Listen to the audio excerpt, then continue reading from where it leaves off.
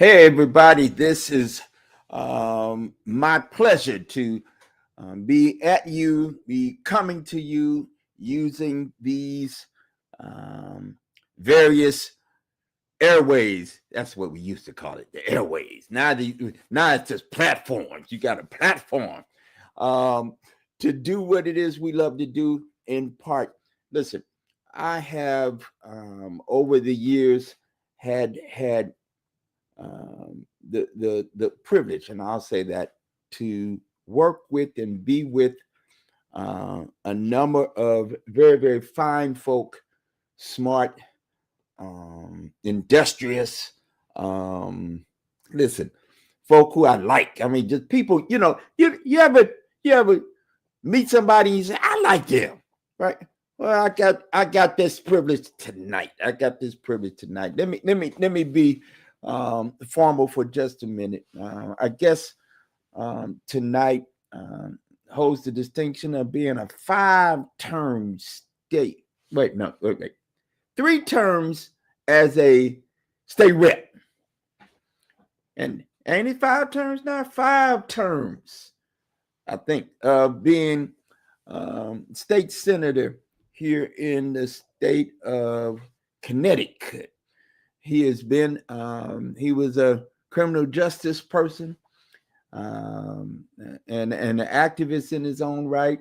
Um, wasn't quiet, wasn't docile, didn't stand over in the corner. He was out on the block using his voice, championing causes, and had the opportunity to run for state rep here in Connecticut, and has spent the better part of the last almost 2 decades doing the work of the people here in Connecticut. One more thing I have to say, he's my friend. And I ain't got a lot of friends who do this political work. You know, you better watch these politicians. They tell me. This one is one I have found over these years to be trustworthy. Here's somebody that we have leaned on and called on. He represents New Haven and West Haven, but for all intents and purposes, when this brother is on the case, he's representing everybody. And let me bring him and have him greet you this evening. This is State Senator. I guess they call him the Honorable State Senator. Gary, like, don't be doing that to me. Brother, he's my brother and friend, Brother Gary Winfield. Come on here. All right. Listen. I'm glad you went formal for a second because I'm Gary, right? So, yeah, thank you for that. I appreciate it though. It's so good to be here. All righty. With you, right? It is really good to be with somebody who I've known for quite a while and who I know to be concerned about the most important issues, which are the people and what's going on in their lives. That's what brings me into that building. And I think some of your viewers may not, but I never was trying to get to that building. All right, I was content to be doing the other stuff that we were doing, but sometimes life takes you in a place you don't know where you don't know that that's where you're going. So now we do the work on the inside that we were doing on the outside. That's right. That's right. Well, brother, this is can I say this and you ain't gonna be mad? We ain't never been here before. Now I've been hearing people say that. Well, we've been here before. I can't say, and I'm a student of history. There have been like moments. There have been, politically speaking, there's not been the kind of stuff that's been going on here in this space, certainly in our lifetimes. But history might record this is something different. This is some different, and you could tell it's different because we've not done this too often. When you have elected a person, he got beat, then he came back. So don't start that with that. Oh yeah, we've been here before. No, we not really. And He came in this time with gangbusters, right? Hmm. So I'm gonna start. I'm gonna start right here, and then we'll turn much of our attention, for the most part, to our reality here in Connecticut. But just a moment, I was had come home, and the beloved and I were watching television, and I try to get a few minutes with the news. I can't stay there. I can't stay there too long. But I needed to catch up with the news of the day. This was a few weeks ago when they had announced they were demolishing the east wing Mm. of uh, the the house where the president lives. And I've been to the White House a couple Yeah. of times. It ain't been not a whole lot. And I ain't trying to, boasting or bragging, but I've been there a couple of times. I know the grounds a little bit. And when I took a look, they had one of the shots that I saw was an aerial view of the grounds of the place where the president lives. And a whole third of it was gone. Yeah. And then, I'm gonna say it in my vernacular. The Holy Ghost spoke to me. Mm. Spirit started to talk. And all of a sudden I saw it with my spiritual lenses. And I saw that a third of what used to be this thing we call, democracy, whatever, however you want to name it, a third of it was gone, never to be replaced again, Mm. never to occupy. Now they may build a bigger something or another, and I know that's what they're talking, but what we had is probably gone. So I want to start off by saying these times we are living in, and what has come down the pike, the way in which they ripped up, whole departments, have reallocated resources, fired people. Just you ain't got no more job. Send you an email. um, this, they be changing names. Okay, you didn't need nobody's okay just to be gone with it. You didn't need to check with nobody. Does Yes. somebody know how to make the codes work? Do you know how to make this button? What's this button mean? Because if we fired you, somebody got to know. Oh, don't nobody know? Okay, call them back. I mean, okay. I'm a not my hair is kind of trying to be on fire, and I'm a not. I'm gonna come on back down. So here we are. What's your take? How did, as a lawmaker, as a legislator yourself, a state legislator, how how did how what how did you react? How did you react to some of this that went down? I think all of us have been recovering from the thing we were just shocked by all the way through this presidency, for the last 10 months, 10 and a half months. And as it relates to the tearing down of the East Wing, uh, that's just a phenomenal experience to have, right? You have this wing that's built on the White House, um, in the 1940s. It becomes a part of it. It becomes a formal entrance. It becomes a place, right? We know the history a little bit about how it sat over the bunker. We know a little bit about how it's where the first lady does her work. We know all of that stuff. So it begins to pick up a lot of historical significance. It's not just an addition, it's a part of the White House, right? If you ever went to the White House, it's part of the experience of the White House.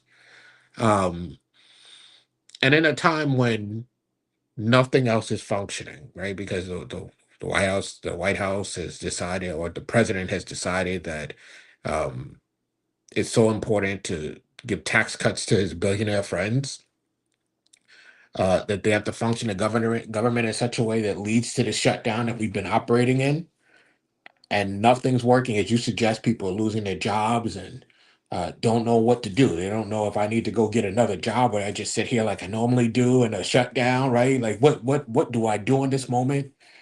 And then we have the SNAP crisis on top of all of that. And in the face of that, you watch the Great Gatsby play out.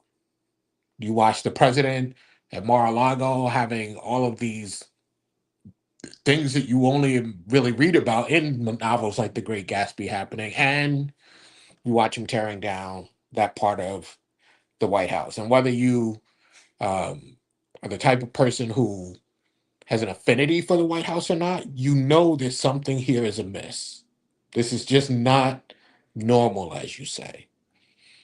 And it's a weird place too, I think, particularly for communities of color, particularly for Black communities, right? Because there's no love lost in some ways with the White House and the history of our people building that structure that is representative of government and yet wasn't always representative of us and perhaps now isn't.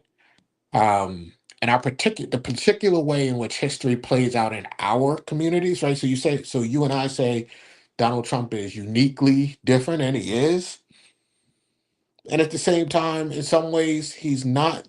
For if you separate out the Black community and you think about what he's done, he's terrible president, I think, but he's not the worst president that Black folks have had, right? Like we've had presidents who've operated and fomented slavery. We've had presidents that have um, used the government to go in and break up some of our political leaders and observe them and all kinds of stuff, right? And so you have this kind of weird dichotomy where, yes, he's terrible, he's absolutely really bad, but that's because he's not just bad for us. Everybody's bad for us, right? But because he's bad for them. And so you sit in a very, very strange place right here as all the other stuff is playing out. All of that history comes into play in a very different way. But yeah, Donald Trump is absolutely different. Donald Trump did not come here to observe the rules and maybe enrich himself. He came here to blow up the system. And that's exactly what he's doing. We're watching it play out every day, and people are helpless right now to respond. But the thing I would say to folks is they should be very observant of how he responds when people don't cower, how he responds when people don't respond the way that he thinks they should to fear, right? He backs off oftentimes. And we should keep that in mind because the response we should have is not to cower to the bully, right? We should remember that there's power in our unity. The problem is that this is not a unified nation, right? So while there's power in our unity, we aren't unified as a nation. And that's because of that history we have. Had we been a unified nation, had we been thinking about each other the whole time, we never would have been here. You know, some folks several years, and you stop me whenever you want to, because you know what I'll do. But if you think about a couple of years ago when folks were very concerned about the overturning of Roe, right? Okay, so you have the overturning of Roe, but how did you get there? The overturning of Roe grows out of people's discontent with the end of segregation. And because people weren't concerned about the people that I was talking about that have that different experience at the White House, because they weren't concerned about those people, they allowed all this stuff to play out because it's not my issue. There is no disconnection between our issue. Even if our communities don't connect to each other, there is no disconnection between our issues. I always say if our politics aren't as interconnected as our lives, then there's something wrong with our politics. And there's been something wrong with our politics in this nation for a very long time. So yeah, that's just a little bit of my thinking as I respond to your question. Absolutely. And there are very few times when any of us who will pay attention get to hear you and your mind and your thinking. There's some of us who have that um, that privilege, and I do. I can call you and just say, "Hey, what?" And then there we go. We can just Yeah, go. yeah, This. So I've been reflecting, of course. Um, you see what you see, and you experience what you experience, and when you get kind of over 50, years of age, and you that I'm sorry, you try to act like you're not, but you know, you that. I've surpassed that. Right. It you start to, you know, so one, you start to think about what things need my energy and my attention. What things, Mhm. what are my capacities, right? And what's important to me? What Mhm. really is important? And I've, you know, we you know, we've had some victories. Mhm. I think about, you know, some of the stuff you've been involved in, some of the stuff I've been involved in, and some of the stuff we've been involved in together. And you know, here in Connecticut, over for me, the last 25 years. And then, you know, I turn around and I look at our communities, where you live in New Haven, where I live in Hartford. I look at our urban centers, you know, the large urban centers here in Connecticut, you know, Bridgeport, you know, Waterbury, New London. Then we got Willimantic, and you know, you got Torrington, you got some of these other places, Stanford, where I was today. Um, boy, you know, our folk ain't thriving. Mhm. Communities Yeah. in these urban centers are not thriving. All of them, um, you know, they got some pretty buildings downtown. You know, some people, some people you know, are thriving, but that's not where I go, and where I live and where the people are. It's economic, you know, disenfranchising behaviors that are being led by folk who don't care about Mhm.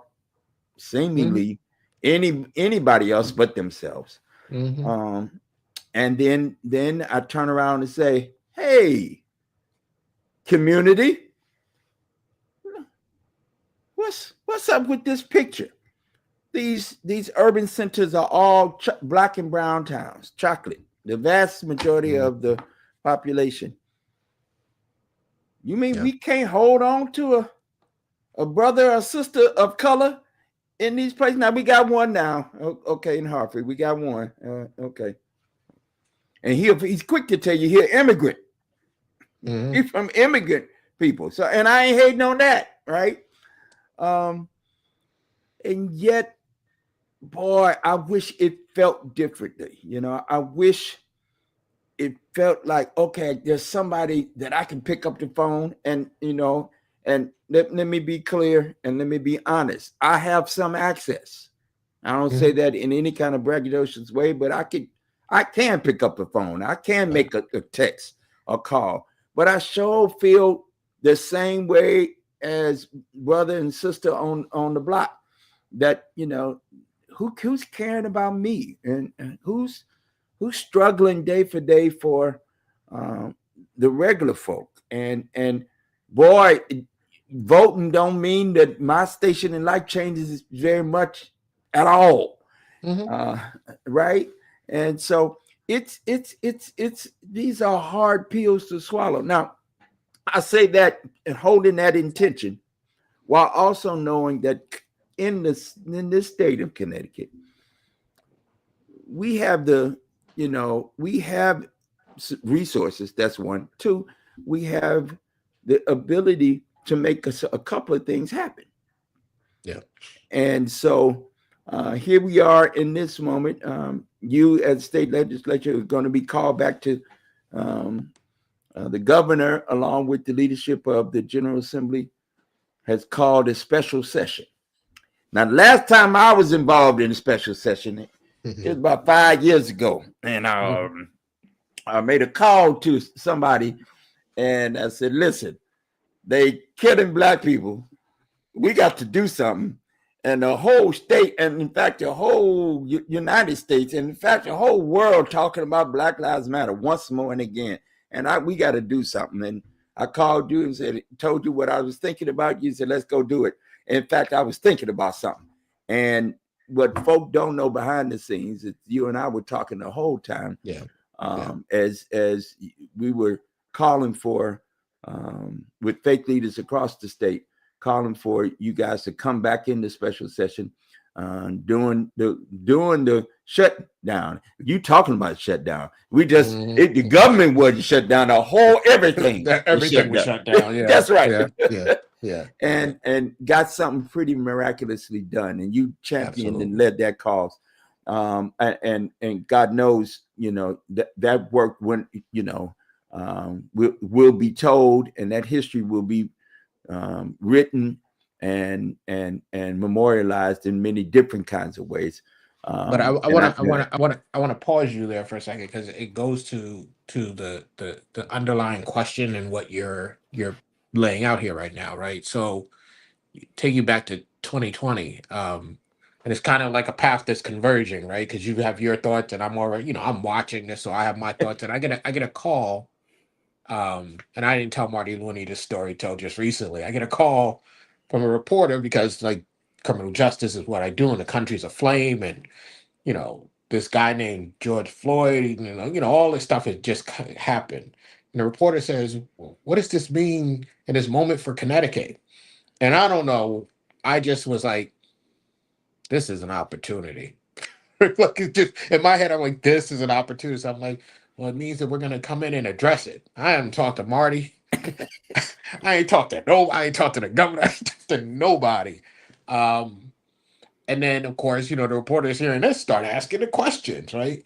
And I talk to you, and you're trying to do your thing, and like, right, and all of this thing comes together because we decide it's going to happen. It doesn't come together because anybody has permission. It doesn't come together because it's what people are doing. Although the whole country, you have people who've never stepped out to support anything, to protest for anything, doing that in this country day after day after day. When you look around the country, Connecticut is the place where the reform happened. It should have happened everywhere, right? But Connecticut is the place where it happened because we decided it needed to happen here. And we stepped forward in our power, right? Which we always have, but we stepped forward in that power and made something that really wasn't supposed to happen. And I was getting death threats and all kinds. Like it was not supposed to happen, and it did. And the reason why I point that out is we have a lot of deficits, right? Not inherent deficits, but we have a lot of deficits, things that detract our attention away from the benefits we have, the power, the ability, the capacity we have as a community. There is no one that shows up to the legislature. There is no one that shows up to the White House. There's no one that shows up to any of these spaces just to be a good guy. That's just not how it works. They show up because they were sitting in their city, their town, their hamlet, whatever they were sitting in, and the road was bumpy, right? And they didn't like the road bumpy because they didn't want to pay for their car all the time. They went to the school, and the school wasn't educating the kid, and they wanted to make sure education was whatever. They were in the city, and they were coughing because there was too much whatever the thing is that drove them there. And that's why they went there. Now, all the other stuff comes with it, but that's not what they went there for. And so I believe that while it feels like they should be responsive and should be thinking about these issues, most people who showed up were like, I just want to fix these roads, or I just want to fix this education. You gotta drag their attention to the other stuff. And that requires you to understand that you have the power to do that and to figure out how you operate in your power, right? And so this is the basic thing about politics that most of us don't get. The language of politics is power. And too many of the people on the good side, the good guys, if you will, don't want any of that power, right? Because we're trained that way. We're trained like the people with the power are corrupt, right? But there's somebody who's going to control the door, if you will, right? Like the door where all the resources are behind the door. And the question is it going to be the people who step into the void because you aren't trying to access that power? Or is it going to be you and your friends, right? And that's the kind of push pull we have. And I think folks have to recognize that I want to be the one opening the door. I want to be the one that gets to determine whether the resources go one place or the other. And so should you. And so we should all be trying to step into our power. We should all be trying to figure out what that is. Because here's the deal: a lot of people will say you should speak truth to power. All right, I'm a person who listens to Brother Malcolm. Brother Malcolm said you should speak to a man in the language he understands. The people with the power understand a language of power. So I need to speak to you in a language of power. If you're just speaking truth, they're not actually okay with that. Some people are like, I don't want to speak as the truth. If I got you outside and you're marching from this corner to that corner because I gave you a permit that tells you which corner to march between, and that's the only thing you ever do while I look out the window and watch you go back and forth, I'm glad because you're not inside with me making a decision, right? And so we have to understand first the language that the man we're talking to speaks in, and then learn to speak in his language, which means we got to get some power. We have to be preoccupied with getting that power, and that's how you start to change these things. That's right. And for me, I learned early on as a younger organizer that there's some theory around some of this, and you talking good to me. Um, that there's two kinds of in politics. There's two kinds of power. There's money power and people power. Hmm. All right. And what you're talking about is how do I speak the kind of language? Power, by the way, is just the ability to act. Right. All right. Each of us have power. We all have our own individual personal power, and there's a blessing that the West Africans have. It's called Ashe, and it literally means my power identifies and sees your power, and when Hmm. we come together, we make ultimate power. There you go. So it's a blessing, if you will. I say, people, we've been God with black power when we say that, right? But it really literally makes the assertion that we have my ability to act and your ability to act actually is the thing. That's what we talk about when we say community. It wasn't, any change that happens. Yeah, I'm mad, and I tell young people all the time, you can get mad, you can get Mm, upset, you can, mm, yeah, yeah, but that's not where change happens. right. All right. So if anything, our activism has to have a target, and it has to be at the end of it.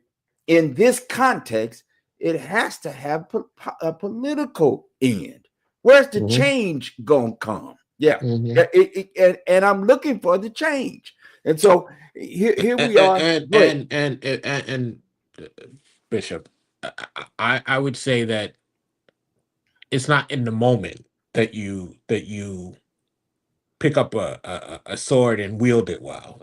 It's from Right, practice. It's from practice, right? So you know, in my younger days, various organizations, we were together before we were even doing any particular thing. We were meeting on a regular basis, building community with each other. Sometimes, I'll give you an example. One of them, I sat with Wendell Harp years ago. He had a group called Democrats for the Future. They've been meeting for decades before I ever showed up, and then I was there for a while and was kind of the leader for a while. And we would meet every Thursday, whether it was raining, sunny, whatever. We meet every Thursday, 2 to 3 hours, and we sit there and we talk about what was going on in the community. We talk about things we want to see. We talk to each other, get to know each other, so that in the moments when we acted, it wasn't an event. It wasn't just it wasn't just about that issue. It was our community of folks acting together, right? As you say, my power combined with your power, but it's not just that we met, right? It's that we are actually working together. And while we were doing that with each other, we were also going out and finding new people to bring in, building our networks, right? I've done other stuff with community, building our networks larger so that when we needed to call upon them, even though there was a core group, we also had a much larger group that wasn't in that room, and then we could bring them to bear. And this is before we had some of the technology we have now to do this, right? And that kind of stuff is not how we are operating right now. We want to be able to go and say, I got an event next Saturday and I want to bring out 4,000 people. Why would I come? Right. Yeah. Right. So yeah, I think it's, when I was younger, I sometimes look at the older folks and be like, I mean, I know you think you know because you've been around, but that sounds crazy to me. But some of those things that sound crazy still are the way to do things. The I come to you and I say, Bishop, I'm working on this issue, and I want to talk to you about it, and I get you to buy in. And once I get you to buy in, I say, can you introduce me to your network? And as I get introduced to your network, that expands my network, and I can call on some of those people to do the same, and thereby expand and grow and organize a community. That stuff is still today, no matter how many Facebooks, TikToks, all that stuff we have. That stuff today is still the core of how we do things. That's right. That's right. It is, and this is very, very important, at least to me, because I believe at the end of the day, we're not going to be able to depend on any of the systems. Now, don't get me wrong. I want every one of these systems to work right. I want everybody that gets SNAP to get what they need. I want health care for everybody. All the social needs get met. I want them all to have that. Government is supposed to be looking out for us. I want government to do it. Hmm. And the fact of business, I also know while I say that ultimately government could fail. Huh. A third of it is blowed up and gone right now. It's gone. Doge did a number on what we got going on now, right? And some of it, we won't be able to replicate it. It won't be able to kind of redo because we got a new election, new folk come in. They done blowed it up. All right. So who are we gonna have to depend on if it's not each other? Right. Right? If we're not leaning in on each other, doing the very good work that you just named. I know in New Haven there's some folk I can call. Hey, got something going on up here. What y'all doing down there? Why don't we collaborate together? Hey, down in Bridgeport, I got a couple of people. Got a couple of people in Stanford. It is the way we're gonna have to do it now. And I can't do everything myself. I know how to do this, Yeah. but you know how to do that. And we're gonna have to, we'll have to go back. I don't know here if it's ever been a kind of focus on what I'm calling community work. I think we've had moments. I can look back in our history, and again, I'm a student of history, so I look back 200 years ago. This state, with the exception of about a 5-year period of time, did not say black people couldn't be educated. Didn't happen. Not here in Connecticut.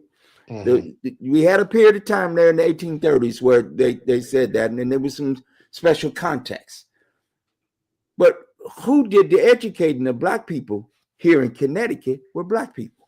The first schools were in churches and in and around faith communities. In fact, all of the social need-based programming that happened here in Connecticut happened and got started because faith people said, this ought to be.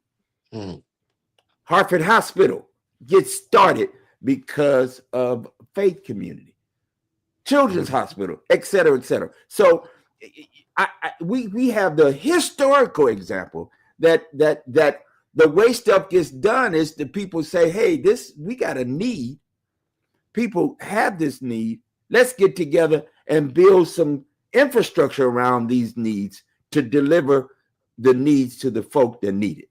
I know that sounds kind of simple and Pollyanny, but in fact, that's the way it has always been.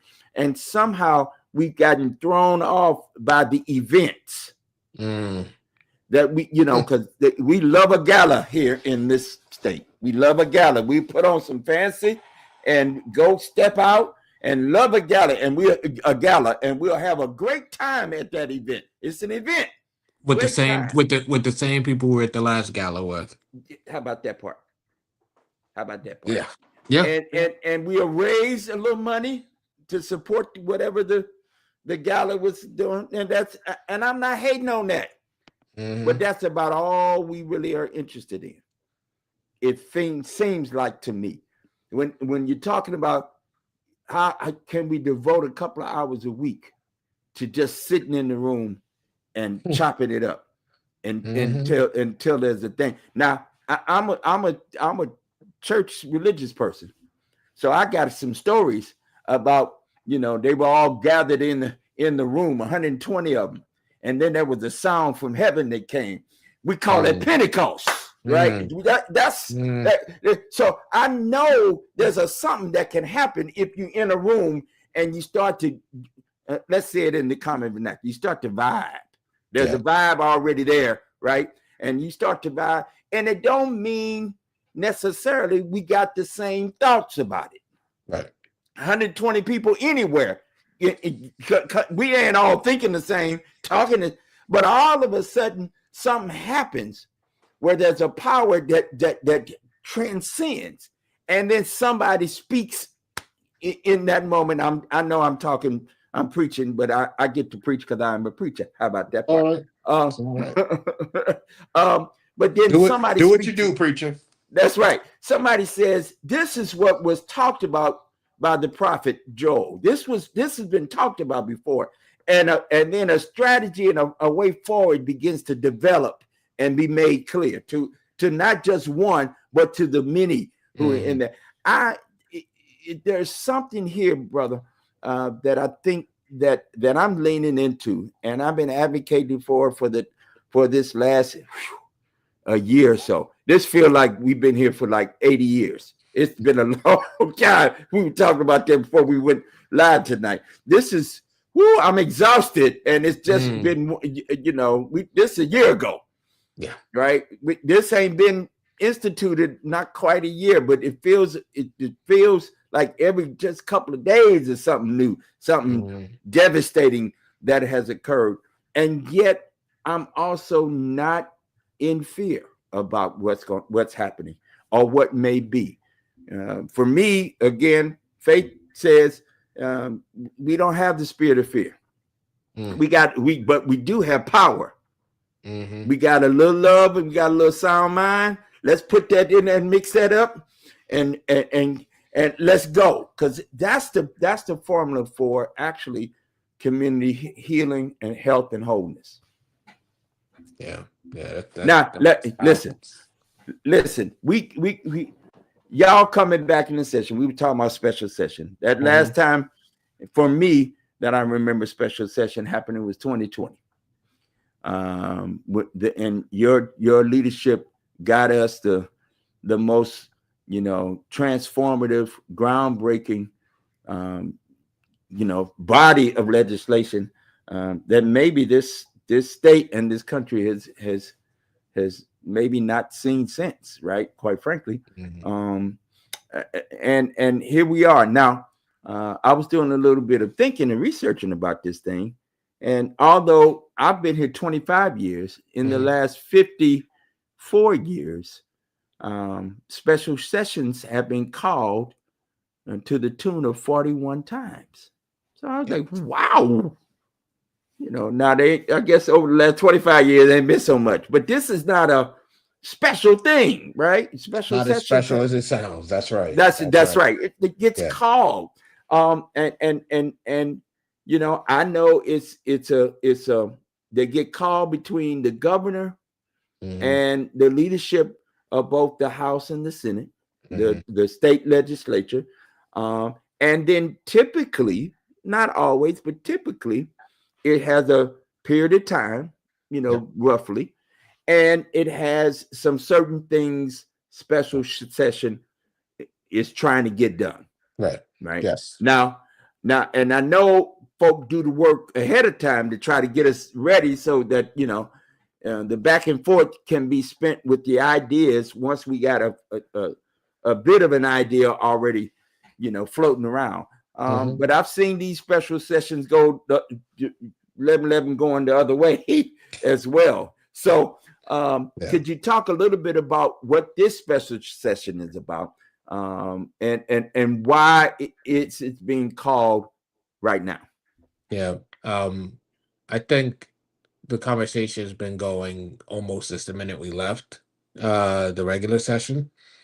And if you think about HR1 or OBBBA.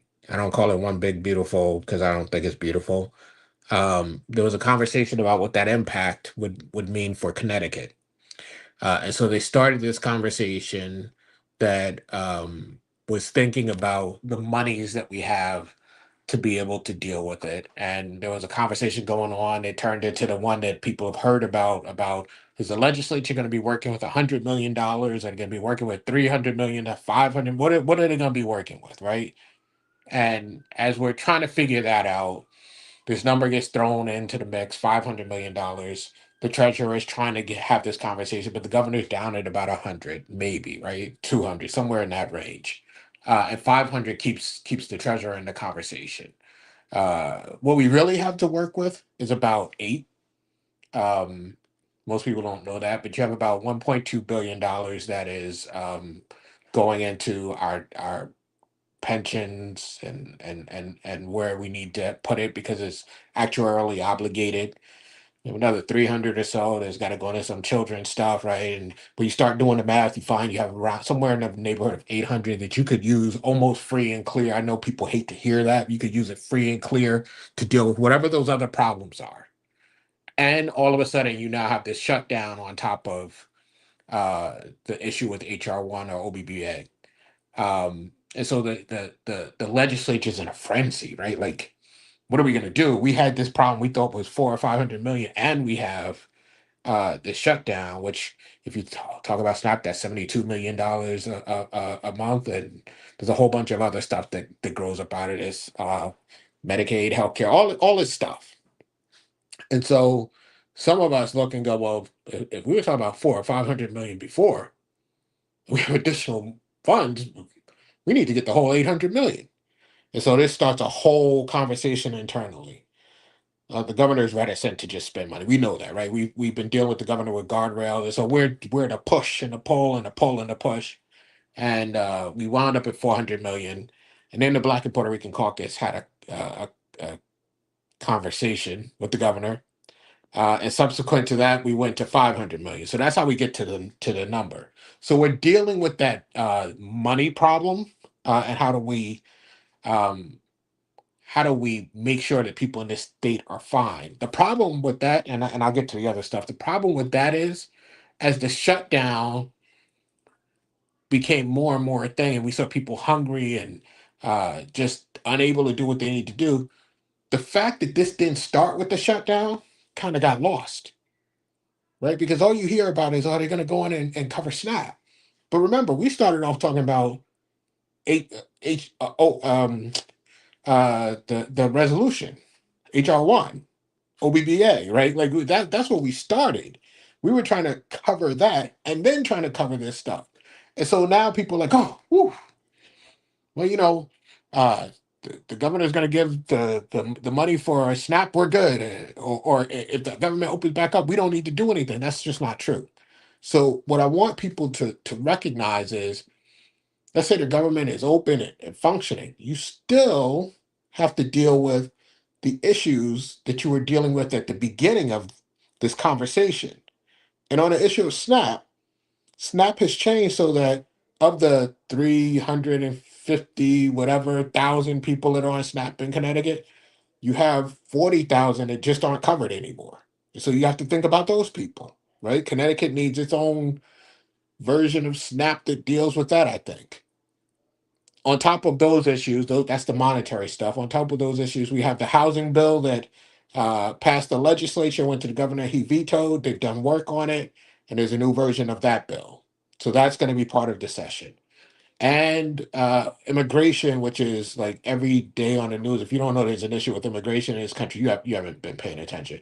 We have an issue of immigration, and what we're going to do is look at our courts, and the judicial branch has made some rules around how arrests can happen in the courts and those kind of things. We're going to turn that into the law, not just the decision of the judicial branch. We're going to deal with masking in our courts. We're going to deal with data protection so that we don't just give up our brothers and sisters who may not have legal status. And then there's some scattered bills around it. But the big things in special session are that big pot of money the housing bill and immigration, and then there's the other stuff that's the smaller stuff that's not ancillary, but not the big headlines.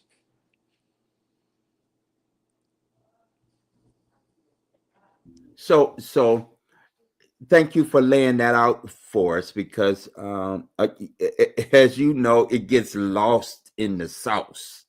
Hmm. People start talking and sharing. I'm clear that Connecticut has the resources that we need, and if we don't have them, we can manufacture them pretty well. Let This, me say this yeah, about and I don't mean to cut you. I know where time's no, going short, but not only does Connecticut have the resources we need, but states that don't have the resources have been doing the things that they need to do. So Connecticut has a rainy day fund, $4.3 billion. We keep 18% of our budget in the reserve, right? So that's like the super gold standard because the gold standard is about 10%, and then you get those states with 12 to 15%. You're like, ooh, they're really doing a great job. And then you got Connecticut, it's like 18, right? So hmm it's hard to tell people we can't do anything when you're keeping 18% set aside. Um, and the money we're talking about right now is not even touching that. So when we finish spending this money, you're still gonna have that 18% at 4 point whatever $1 billion sitting there. This is on top of that, right? So we have the money to deal with the things in front of us. Not forever, but we have the money to deal with what's right in front of us. hmm Yeah, and that's thank you. That's what I was getting at. That's where I was going. That we have the resources, dollars, cents, and we have the infrastructure already in place to deploy the resources for the most part. There may Hmm. be some smaller ancillary circumstances where there's not quite the right mixture of bureaucracy and oversight that can be connected up pretty quickly. Hmm. It, what we don't necessarily have, and this is the work that we all must engage in, is the will to get it done. Mm, That's mm. if there is a question, where is the? Let me go back to my spirit metaphor, my spiritual metaphor for a moment. We get in that room, and then the vibe get to moving, right? And we know this is the way we got to go. We got to go here, right? That that's not there, and we're gonna need each of us to do our own part. You doing it, in your role, and those of us who know what to do and how to do, we're gonna have to get out there and do it. Make the phone calls, have the conversations, um, and for one moment, and I've seen it. I've watched you lead the conversation against all comers. You were on the floor for it looked like 3 days. I don't know, it wasn't that long, but Lord didn't even give you. You didn't even get a sandwich. You I had a didn't. sip of water and it was on the mic. It can be done. We can I get this didn't know. done if there is a will. And I guess when my imploring, and I wanted you to come and talk just a little bit and put a little FaceTime on it with folk here. Listen, we have an opportunity. I love that you said earlier. We have an Hmm. opportunity Hmm. to do something pretty special, and again to model what needs to happen in other places and spaces. Let me give your audience that may be thinking, yeah, something needs to happen, but I don't know if I matter. I don't know, if my one voice is going to do anything. So that housing bill, if you read, there's several articles that have come out that have said that the governor's office was inundated with folks from Lower Fairfield County who didn't want that housing bill to happen, and then they were in there counting it up, right? Like how many people are against this thing? What's it going to mean? All of that. You have money set aside that could be helpful to the plight of the people of this state. And I'm not pushing Connecticut for all, but I'm going to use them, right? Connecticut for all has been for months trying to figure out how do we get this conversation open? How do we get the governor to pay attention, right? And we know that when they talked about the stuff they talk about around the guardrails, he doesn't listen. We know that as it pertains to what we're currently talking about, he hasn't been listening in the way that they want. They have a lot of coalition partners. Why doesn't he feel the same pressure as he felt on that housing bill? Because for all the talking, there's just like this lack of talk to action, right? And so I think part of that is a lot of people like, we've been talking to him for years about what's going on, and it's raining in my house because I'm in a nonprofit sector. It's raining in my house because I'm taking care of these kids over here, and you don't want to do the things you need to do to help me to take care of these kids that feed into that equity thing that you say you believe in, whatever it is, right? Like I don't believe you need to believe. You need to believe enough to sit down and take a pen and put that pen to paper and write that letter to the governor, because the governor is sitting there saying, "Oh, that's a lot of people," but he's not saying that on our issues because they're not a lot of people. And when they're not a lot of people, you can say all you want about what he should do. That's not how this works. I said at the beginning, you need some power. Sometimes the power is simple. The pen is a very powerful tool if you choose to use it. The mouth is a very powerful tool if you choose to use it. But if you don't, no one knows you have an opinion. And you don't know how many other people share your opinion. That's exactly right. And in this state, let's come home with it. Here, we small enough. We know the folk. After a while, you get to know the people. You know, it's not a, it's, you know, it might be a new person in a new position, but you track them. If they've been around for a minute, you track them. Oh yeah, they used to be over here, and then they were over. Oh yeah, and you get a sense of who the individuals are and the groups that the individuals represent. And it is those folk who are always at the door, who are always, you know, wherever the marketplace of ideas are being shared, they're there. Yes. Right? They're in those conversations, for good or for ill. Those folk are right there. Had to experience it at the Capitol. Two experiences that make this very, very alive for me. Had the opportunity one year, a number of years ago, to have an event, you know, and outside, because we was advocating for some another.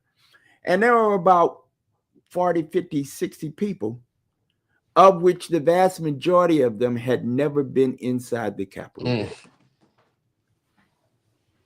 Yes. And I said, you ain't been in there? Don't you live? Aren't you? And I was flabbergasted for about 15 seconds. And then it came on me. I'm gonna say it was me, but it's probably the Lord or some other spirit. It was something else. Let's go. That's right. And we walked in.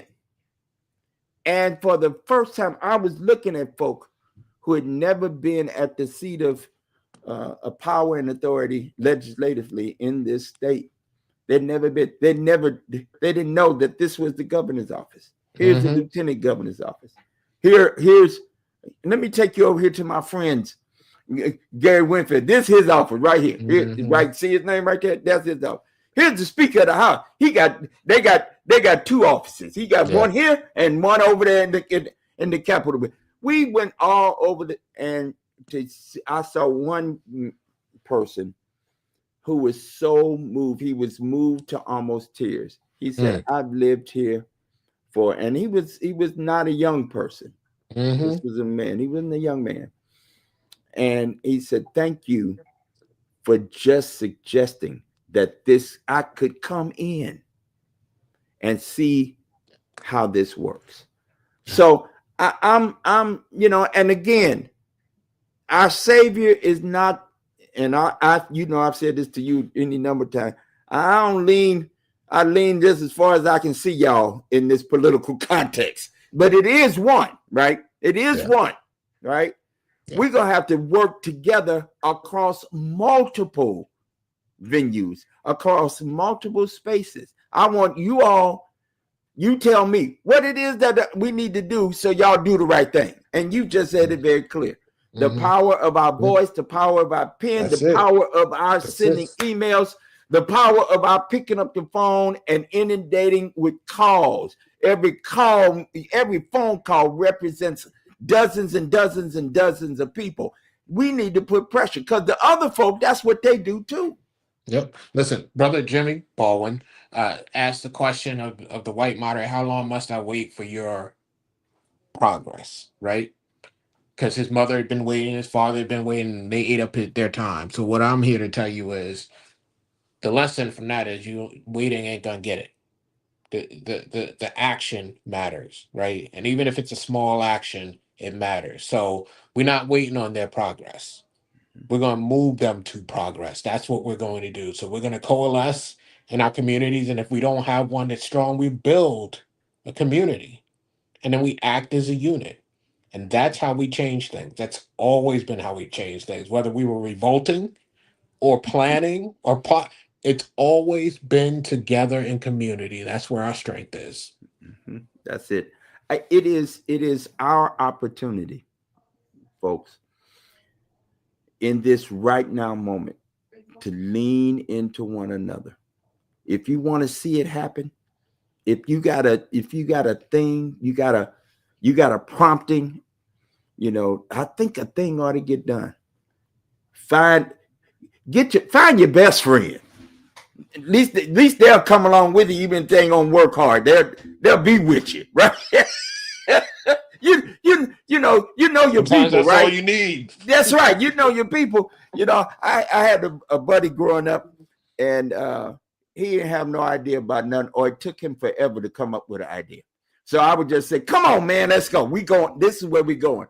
And his mother said to me, we both had an opportunity to go to a really pretty. I didn't know it at the time, but we had an opportunity to go to a high school, a very ritzy high school out of state, up here in New England. Mm-hmm. I'm from the Midwest, so I didn't know nothing about it. But now I know, whoo, that was high rent, boy. I'd have Mm-hmm. been somebody if I had went to that school. Now, no, I wouldn't. I'd been the same person I am today. And what my buddy's mom said is, this is here. She said, if my buddy, if John don't go, David ain't going. Mm-hmm. I knew what that meant, right? Mm-hmm. And I wonder, can we just organize one or two folk? It ain't gonna take all of us. It never does. But Yeah. if just a few of us would get busy about the thing we see needed. Right now, people are hungry, and we know it. We know it. But they've been hungry. That's right. They've been hungry. People need somewhere to stay, somewhere to live. It's getting Mm-hmm. ready to get real cold. Now we've been playing that cold. It's getting ready to turn cold now, right? People they need resources. They need a Mm-hmm. job, right? None of this is for me rocket science. We ain't talking about trying to land people on the moon or the Mars. We talking about really basic stuff, right? Basic Mm-hmm. living things, and we can't for the save my life. We can't figure that out. I think we can actually, because there are a number of us now. It's hitting everybody, or what the way they said where I'm from, everybody. It's hitting there. It's hitting everybody now, because my beloved and I were coming past a spot. I won't name the town, but we were driving past the town, and I looked over, and there was a whole lot of cars and a whole lot of people with a whole lot of bags, Mm-hmm. and I realized they picking up food. Mm-hmm. Never with what? And I said, no, where am I? I wasn't in where I would have thought that people would have Mm-hmm. needed them bags of food. We was in Absolutely. another part of Connecticut, and all of a sudden it became I know it, but then it became crystal clear. Mm. You can't. sometimes you see it and you can't unsee what you see. That's right. And here we are in this moment. And Senator Winfield, lastly, I'm honored one that belongs to time with you. I can talk with you forever. You know, we just have to say, let's see you later, because we can keep it going. You and I can, for sure. What is it that you would say finally to the folk who will see this in over the next several days? Um, Mhm. what would you say to the folk? What would you say?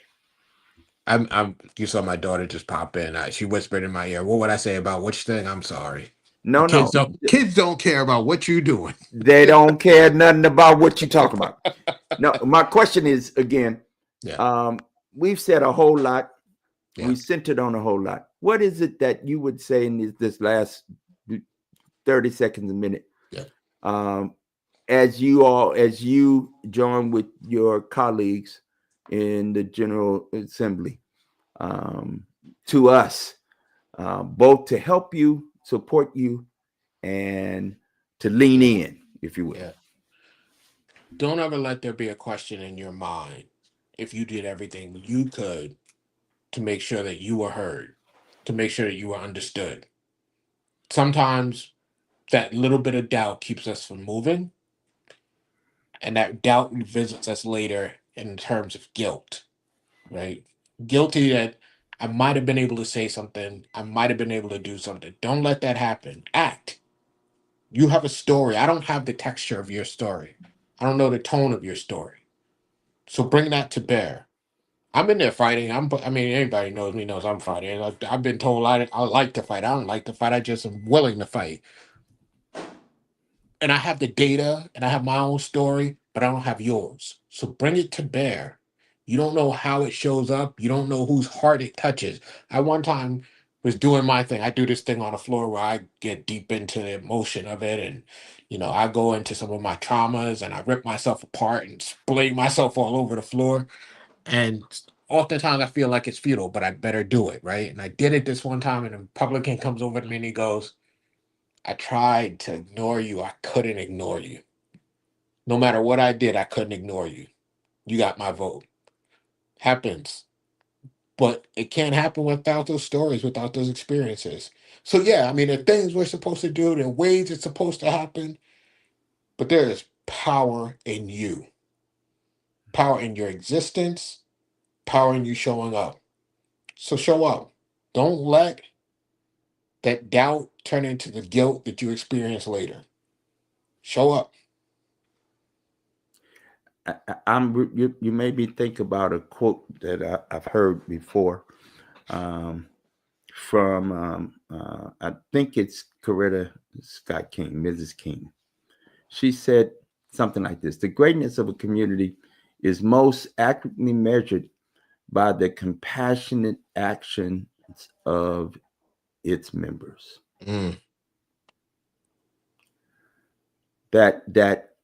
Or this way, a dear sister and big sister to me, wrote a song called "Just Ordinary People," and the hook of this song says, "Little becomes much when you place it in the master's hand." mm, Right. And in a faithful way, for me, what that really represents is what you have, what other folk have, then we come together and place it at the in the hands of the community. yeah. Then it becomes a big thing. That's how you can measure if we got something going on. Mm. This MAGA moment ain't it, because it's leaving a whole lot of people out. It's quite different than what I believe is the key to what greatness is all about. Mhm. It's about what moves you to action. Then that thing catches a fire, and Mhm. it moves other people to move, to get motivated and to do. And it is in that moment then we got something. And one, you got my prayers. You know that already. And Oh, of course, when you text a call, I'll come a running. all That right. if in these next few days, I think session begins on Wednesday, special session. The House is on Wednesday and the Senate's on Tuesday. Oh, Uh, Tuesday, uh, Thursday. Thursday. All Thursday. right. Yeah. and then the hope is that things will be set so that by Thursday you all would have been able to vote on each other's, come together, make stuff happen, and then place it at the governor's desk. Correct? That is the hope. We might have to go on a Friday. You know, the Republicans like to talk, but we'll get we'll get it done. it'd be so few of them, but they show it belongs to time. there's and I get it. And I've watched you do that. I watch them do the work. Well, you got our thoughts and our prayers, and it is the one of the joys I have is to watch people like you and others. Our sister Ann Hughes was on with us a few weeks back, and there, I believe there are a few good folk. I think it's more than a few. I'm reminded of a thing that was said of the denomination I serve in. A very, very important leader said, "Yeah, our church will do what's right when pushed." There you go. There you go. And I think this is the moment to push so that we do what's right. Yeah. How about that, y'all? How about that? Thank you, Brother Winfield. Thank you. I appreciate you very much, and tell the missus and them children, thanks for letting you spend a little time with us, and we'll be watching and paying attention. All right. All right. Thank you for having me. All right. We'll see y'all next time. Okay. Peace. We out.